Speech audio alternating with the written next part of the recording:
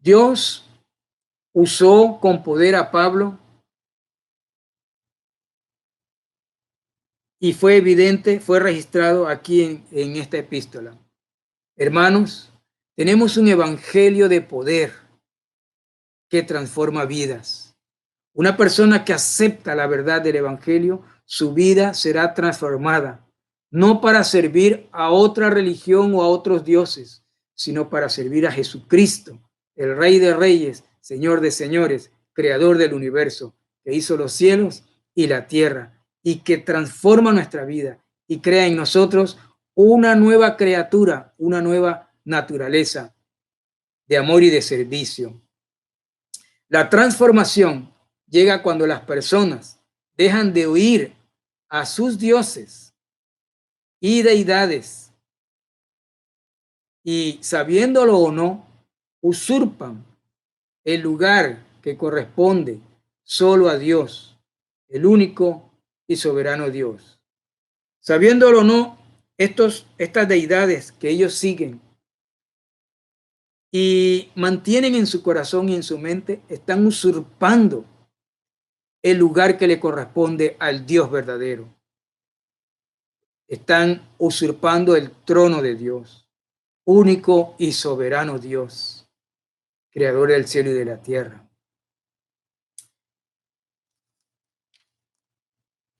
Ahí en el capítulo 2, versículo 13, nos habla de este éxito, por lo cual también nosotros, sin cesar, damos gracias a Dios de que cuando recibisteis la palabra de Dios que oísteis de nosotros, la recibisteis no como palabra de hombres, sino según es en verdad la palabra de Dios, la cual actúa en vosotros, los creyentes. Así que cualquier gran tribulación que los creyentes pasemos por predicar de Cristo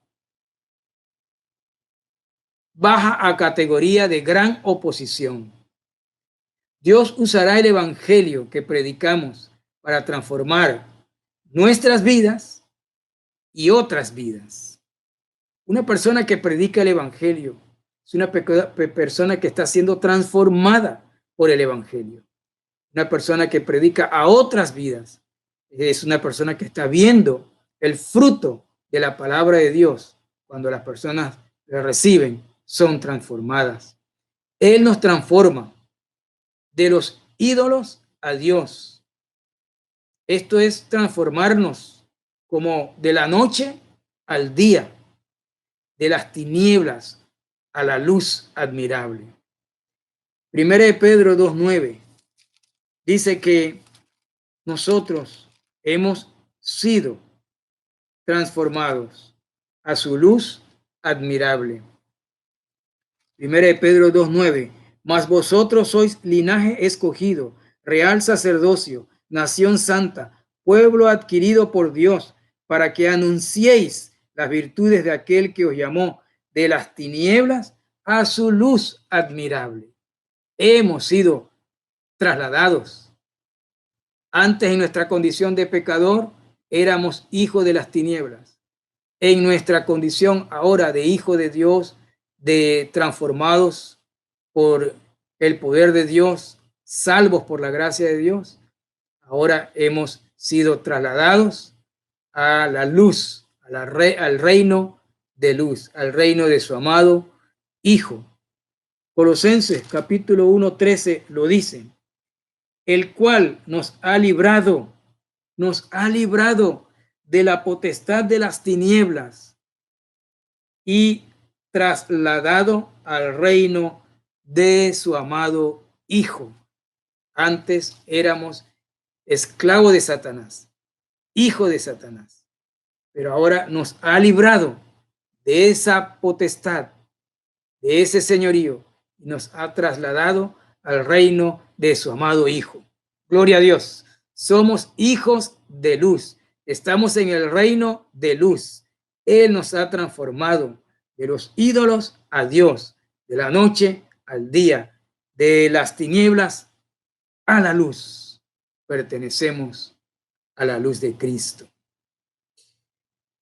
Nuestro segundo punto es: existen niveles de tribulaciones. Vamos a hablarlo así para un mejor entendimiento. Hay lo que es la leve tribulación, hay lo que es antes de la gran tribulación y hay lo que es la gran tribulación. Veamos lo que es la leve tribulación. Primera de Tesalonicenses 3:4. Dice, hablando de esto, dice, porque también estando con vosotros, os predecíamos que íbamos a pasar tribulaciones, como ha acontecido y sabéis. El apóstol Pablo nos enseña que los que somos de la fe de Jesús nos enfocamos en Jesús, en su resurrección y no en las cosas que pertenecen a este mundo.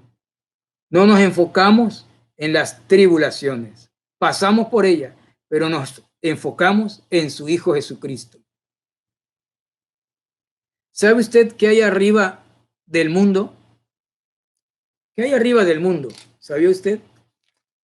Romanos capítulo 3, versículo 19. ¿Qué hay arriba del mundo? Romanos capítulo 3, 19 dice, pero sabemos que todo lo que la ley dice, lo dice a los que están bajo la ley, para que toda boca se cierre y todo el mundo quede bajo el juicio de Dios.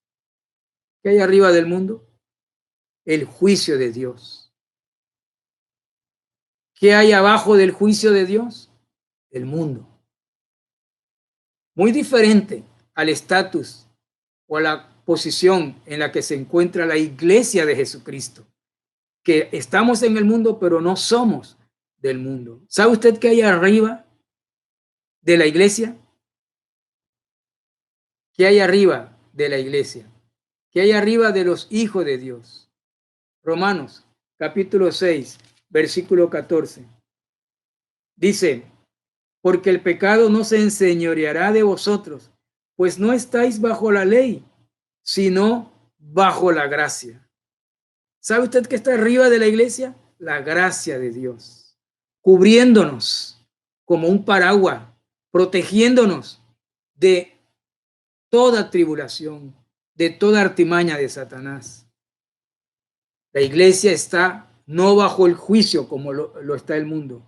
La iglesia está bajo la gracia de Dios, porque ha sido trasladada de la potestad de las tinieblas al reino de su amado Hijo.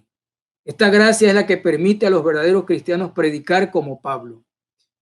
Esta gracia nos permite predicar. ¿Hasta cuándo predicaremos? Hasta cuando la gracia termine. ¿Hasta cuándo predicaremos? Primera de Corintios 11, 26 dice, esto anunciamos hasta que Él venga. Para la iglesia de los creyentes en Cristo, este tiempo en el que estamos es el tiempo que llamamos el tiempo de la gracia, el periodo de gracia. Es un tiempo que aunque hay tribulación para la iglesia, es leve tribulación, no es la gran tribulación. Es un tiempo que aunque hay tribulación, es el momento de la apertura para predicar con todo denuedo el evangelio del soberano Dios. Es tiempo de predicar a Cristo. Es el tiempo de la gracia. Es el tiempo de la iglesia. Pero este tiempo parece que está pronto por terminar. Letra B. La segunda manera o nivel de ver la tribulación, el principio de dolores previos a la gran tribulación. Hemos hablado de esto antes. Lo dijo Jesús, Mateo 24, versículo 7 al 8. Habla de un tiempo de tribulación previo a la gran tribulación. Dice el versículo 7 y 8 de Mateo 24. porque se levantará nación contra nación y reino contra reino, y habrá pestes y hambres y terremotos en diferentes lugares, y todo esto será principio de dolores. Es la tribulación previa a la gran tribulación. Apocalipsis se encarga de hablarnos más de esto. Este nivel es el que nos introduce directo a los tiempos proféticos relacionados con la venida de Cristo y mostrados por el libro de Apocalipsis. La iglesia tiene una responsabilidad de mantenerse tranquila y de manera sobria mientras se acercan aquellos días. Allí en Tesalonicense el apóstol Pablo le dice a la iglesia de Tesalonicenses, capítulo 5, versículo 4 al 6. Mas vosotros, hermanos, no estáis en tinieblas para que aquel día os sorprenda como ladrón, porque todos vosotros sois hijos de luz e hijos del día. No somos de la noche ni de las tinieblas. Por tanto, no durmamos como los demás, sino velemos y seamos sobrios. El término sobrio es, según el diccionario, estemos moderados, discretos, en especial en nuestra forma de hablar o de comunicarnos, de movernos y en nuestras costumbres. Seamos sobrios, hoy más que nunca. La gente tiende a ser demasiado explosivo, sensacionalista, otros demasiado pasivos y decir o mostrar indiferencia ante lo que está sucediendo. Nosotros, en el balance, con sobriedad, podemos hablar sin pasiones extremas, pero con sabiduría e inteligencia, el Evangelio de Jesucristo. ¿Hasta cuándo Cristo señala o cuando Cristo señala los tiempos de la gran tribulación? Él indica, sería el otro nivel, el tiempo o el nivel de la gran tribulación. Mateo 24, 21. Y ya lo hemos hablado antes, pero es importante recalcarlo, porque vendrán tiempos peores que el que estamos viviendo. Entonces, van a tratar de decirle a la humanidad que no se preocupen, que tal, lo que sea. Pero vendrán tiempos peores, llamado por la Biblia la gran tribulación. Y está descrito de esta forma, muy claramente, dice Jesús, porque habrá entonces gran tribulación, cual no la ha habido desde el principio del mundo hasta ahora, ni la habrá. Serán los días más difíciles de la historia de la humanidad. Y eso pronto estará desarrollándose.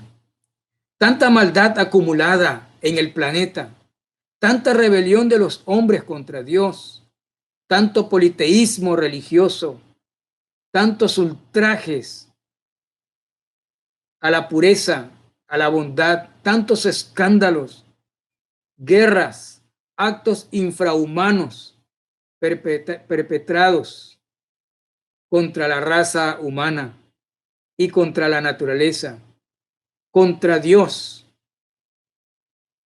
que el juicio de Dios es inminente. Por eso Jesús habló de la gran tribulación. Los hombres han amado más las tinieblas que a Dios. Las obras de los hombres son egoístas y perversas e intolerables ante un Dios que es santo y ante un Dios que amó a través de Jesús para darnos perdón y está esperando que le recibamos para que recibamos ese perdón. Pero la arrogancia de muchos, la altivez, el ateísmo burlesco y la insensibilidad para amar al prójimo es la razón para este juicio, el juicio de la gran tribulación. Gracias a Dios por darnos Primera de Tesalonicenses, porque aquí tenemos promesa y tranquilidad para la iglesia cristiana. Primera de Tesalonicenses 1:10. Y esperar de los cielos a su Hijo, al cual resucitó de los muertos, a Jesús, quien nos libra de la ira venidera. Allí mismo, segunda de Tesalonicenses. Segunda de Tesalonicenses, pase una página. Capítulo 1, versículo 7. Y a vosotros que sois atribulados, daros reposo con nosotros cuando se manifieste el Señor Jesús desde el cielo con los ángeles de su poder. Él ha reservado un gran reposo para la iglesia cristiana. Pasamos otra vez a Primera de Tesalonicenses. Ahora el capítulo 4, versículo 17. Luego nosotros, los que vivimos, los que hayamos quedado, seremos arrebatados juntamente con ellos en las nubes para recibir al Señor en el aire, y así estaremos siempre con el Señor. Nuestro próximo paso es estar con el Señor. Tercer y último punto, las dos decisiones finales que el hombre puede tomar ante cualquier tribulación o crisis. O se queda en el ámbito humano, decide quedarse en el ámbito humano, o decide caminar en el ámbito de la salvación, del perdón, de la protección, de la provisión de Dios, del acompañamiento de Dios. Dos decisiones finales ante las aflicciones de la vida. Dos decisiones finales que el hombre puede tomar ante cualquier tribulación o crisis. Veremos dos tipos de personas en el tema de la fe: los que reciben a Dios y los que no lo reciben. Así ha sido todo el tiempo. Así es también hoy. Los que le reciben y los que no le reciben. Aquí en el capítulo 1, versículo 4 de Primera de Tesalonicenses, dice: porque conocemos, hermanos amados de Dios, vuestra elección, vuestra decisión. Versículo 6. Vinisteis a ser imitadores de nosotros y del Señor, recibiendo la palabra. Recibieron la palabra. Versículo 9. Ellos cuentan la manera que nos recibisteis y os convertisteis de los ídolos a Dios para servir al Dios vivo y verdadero. Es la decisión de recibir la palabra de Dios, de recibir a Jesucristo como el Salvador personal, para una relación personal con Dios y viva, y disfrutarla y estar en el gozo del Señor. Mi fortaleza es estar en la gracia de Dios. En el capítulo 2, versículo 14, aparece la otra decisión, que es estar lejos de la verdad de Dios. Capítulo 2, versículo 14. Porque vosotros, hermanos, vinisteis a ser imitadores de las iglesias de Dios en Cristo Jesús que están en Judea, pues habéis padecido de los de vuestra propia nación las mismas cosas que ellas padecieron de los judíos, los cuales mataron al Señor Jesús y a sus propios profetas, y a nosotros nos expulsaron, y no agradan a Dios, y se oponen a todos los hombres, impidiéndonos hablar a los gentiles para que éstos se salven. Esto dice, se colman de sus pecados. Estos son los que no aceptan la palabra de Dios. Son las dos decisiones ante la verdad de Dios. Y la iglesia cristiana tiene que entenderlo. Predique el evangelio, pero sepa que unos decidirán por recibir la palabra de Dios, pero otros no recibirán la palabra de Dios. Hay dos personajes que nos da la historia para ilustrar estos dos tipos de personas. Letra A. La primera decisión será llamada, o la llamaremos la decisión humanista. El prototipo para esta decisión humanista que he tomado para para este mensaje es Leonardo da Vinci. Definamos primero el humanismo. El diccionario dice humanismo, movimiento intelectual del siglo XV y XVI, y que rompió con las tradiciones conservadoras, exaltando las cualidades del hombre, de la naturaleza humana, según las propuestas griegas y romanas de sus orígenes. Leonardo da Vinci, hablemos un poquito de este hombre. Fue un hombre brillante. Sorprende a muchos. Los que estudian su biografía quedan sorprendidos. Un hombre muy brillante. Primer matemático moderno, químico, físico, músico, arquitecto, anatomista, botánico, ingeniero mecánico, poeta, pintor, escultor, filósofo, inventor, urbanista. De verdad que es un hombre brillante, o fue un hombre brillante. Parte de su contexto fue la época de la dinastía papal de los Borgias. Pudo ver muchas cosas a su alrededor. Leonardo hizo todo lo posible y casi todo lo imposible. Tantos inventos. El renacimiento de Da Vinci volcó por completo al pensamiento de la época. Leonardo buscó hasta el final de su vida la respuesta a los grandes interrogantes de la vida. Con su mentalidad de matemático, trató el concepto filosófico de dar valor a cada cosa en particular. Los particulares, a cada cosa de manera individual. Las cosas de valor universal, absolutas, para él no le eran útiles en su manera de pensar. Después de él, el pensamiento humanista ha sido predominante en el desarrollo de nuestros últimos años, la edad moderna y la edad contemporánea.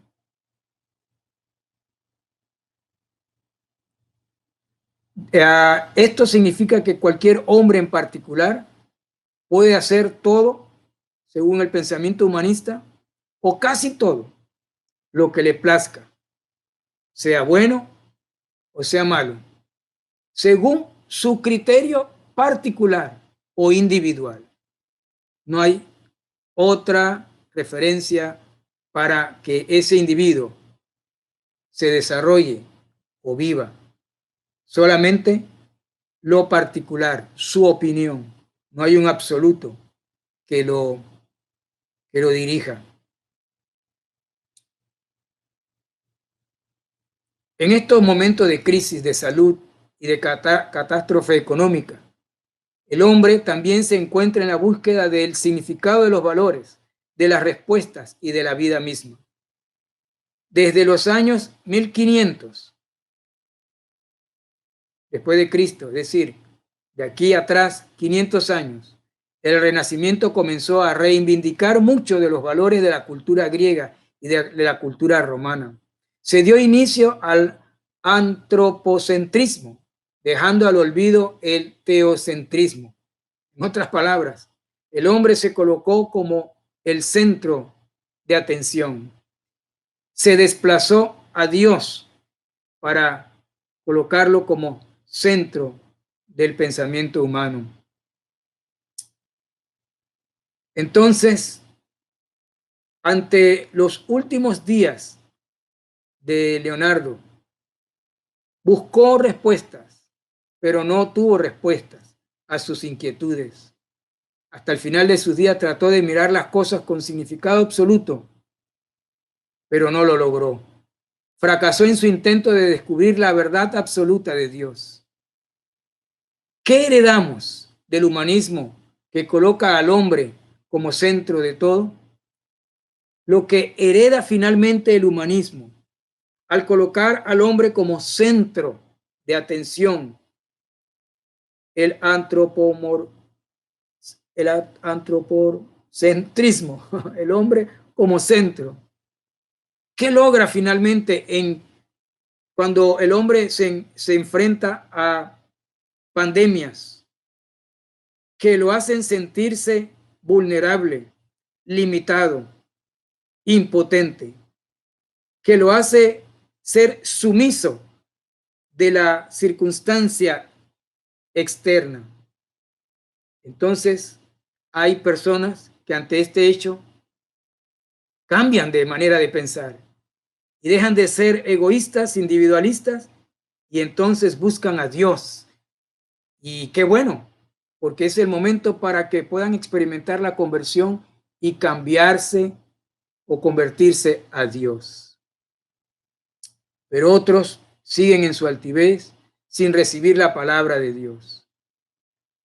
Los cristianos encontramos paz en medio de la tormenta porque creemos en los absolutos de la palabra de Dios, que vencen el pesimismo y la desesperación cuando nos hallamos en diversas pruebas.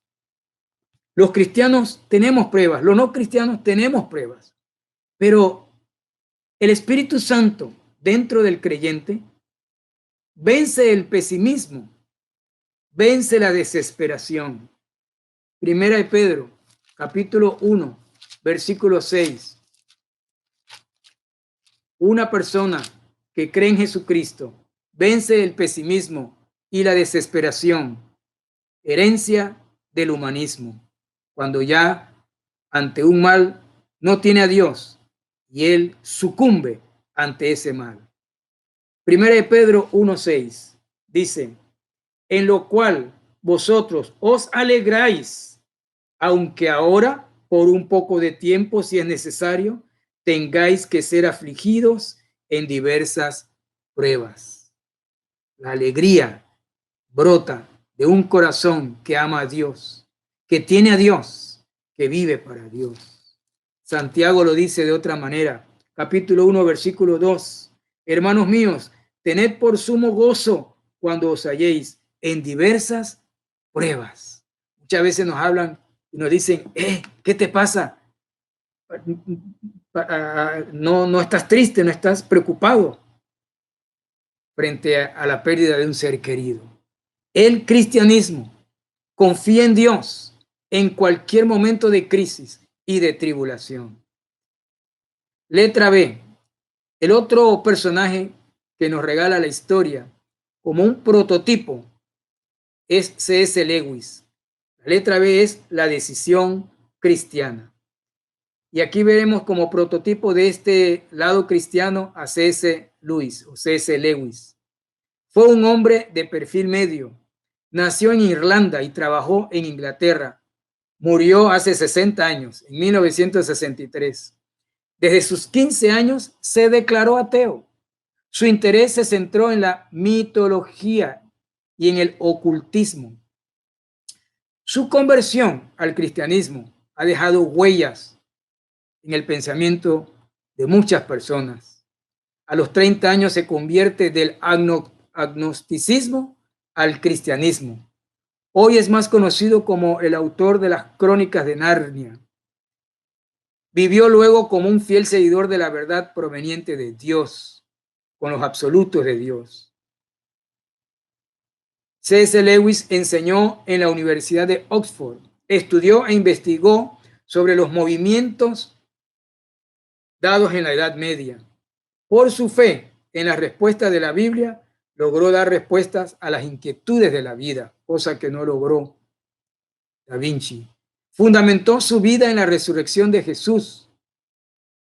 Puedes leer uno de los mejores libros escritos sobre la fe cristiana, cuyo autor es C.S. Lewis, titulado Cristianismo y nada más. También ha sido editado bajo el nombre de Mero Cristianismo. Fue un documento en respuestas a los escritos del ateo Bertrand Russell. que también fue Premio Nobel de la Literatura. Finalmente, la letra C en este tercer punto, la decisión que la iglesia debe tomar ante la crisis. La decisión que la iglesia debe tomar ante la crisis. La iglesia, usted y yo, tres palabras con R. Una, la iglesia de Cristo hoy día debe, uno, recibir la palabra de Dios como la única fuente de toda verdad, la palabra autoritativa de Dios. Recibir la palabra de Dios. Dos, la iglesia debe realizar la misión de hablar a otros para que otros se salven. Y tres, la iglesia debe revestirse con el vestido de la fe, del amor y de la esperanza. Rápidamente, ¿qué debe hacer o qué decisión finalmente toma la iglesia ante las crisis? Uno, debe recibir la palabra de Dios. Lo hemos leído varias veces ya. Capítulo 1 de Primera de Tesalonicenses, capítulo 4, 6 y 9. Ellos recibieron la palabra de Dios. Dice capítulo 2, versículo 13, que ellos recibieron la palabra de Dios que oísteis de nosotros. La recibisteis no como palabra de hombres, sino según es en verdad la palabra de Dios. Iglesia, tenemos la palabra de Dios, que es verdad absoluta para todos los tiempos. Hagamos caso de ella. En segundo lugar, iglesia, debemos realizar ante las crisis, realizar la misión de hablar a otros para que se salven. Capítulo 2, versículo 14 de esta epístola. Dice que ellos se oponían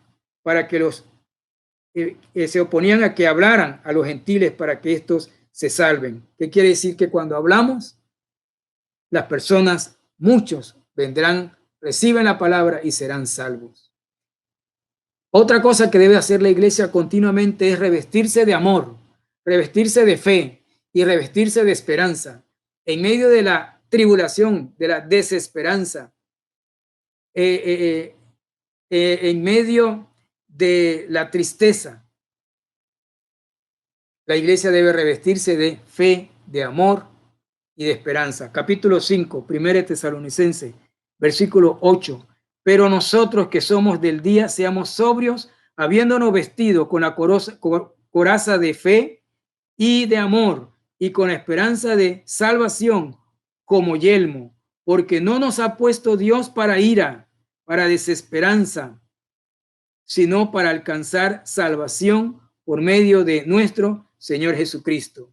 Dice aquí que debemos vestirnos de la coraza de fe y de amor. La coraza se pone en el pecho. Ahí está el corazón, ahí están las emociones, los sentimientos. Fe y amor debe llenarnos, no los sentimientos de desesperanza y de pesimismo. Nuestra coraza de fe y de amor nos protege nuestras emociones y nuestros sentimientos. Pero dice, debemos vestirnos también y colocarnos la esperanza de salvación como yelmo. La salvación como yelmo. El yelmo, el casco, protege entonces la mente, los pensamientos. La paz de Dios guardará vuestros pensamientos y vuestros corazones en Cristo Jesús. El hombre, aún en medio de la pandemia que estamos viviendo, solo tiene dos opciones. O se coloca en sus propias ideas como guía y centro de su vida, o se coloca en las enseñanzas del Maestro y Señor Jesucristo como guía y centro de su vida. Conclusión.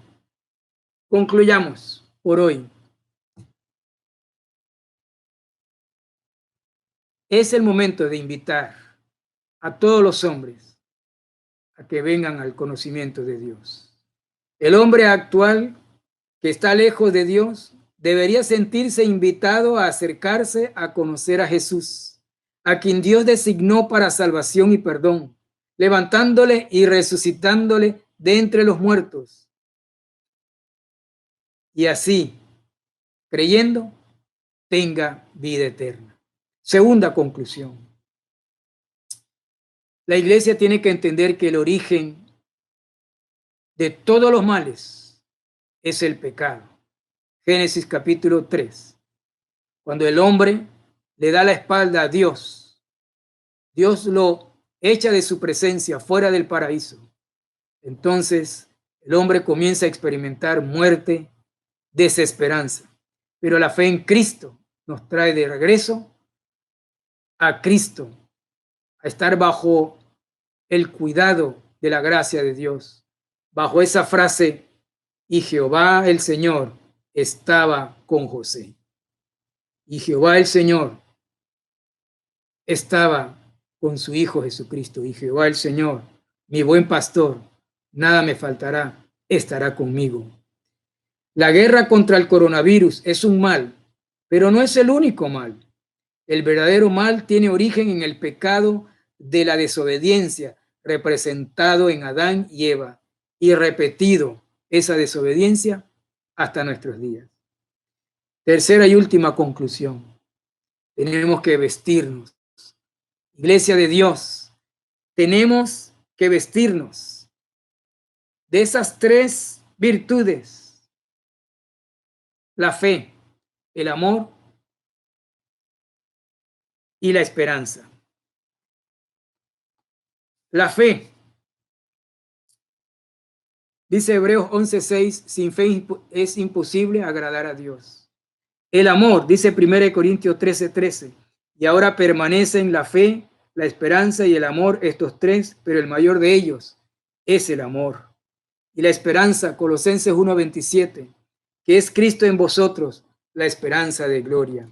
A los creyentes de la iglesia actual y de la iglesia global de Cristo, puedo animarles y exhortarles a dejar el pesimismo y la desesperación y vestirse del mejor vestido con el que te puedes vestir: fe, confianza en Dios y en su palabra, el amor y la esperanza en nuestro Señor Jesucristo. Oremos. Padre nuestro, te damos gracias por tu misericordia. Señor, llénanos de esa fe y de esa confianza, que podamos ser llenos de amor y dar amor a los que le falta amor. Y Señor, que vivamos con la esperanza en nuestro Señor Jesucristo, de que estaremos con Él siempre. Te damos gracias. Bendícenos en el nombre de Cristo. Amén.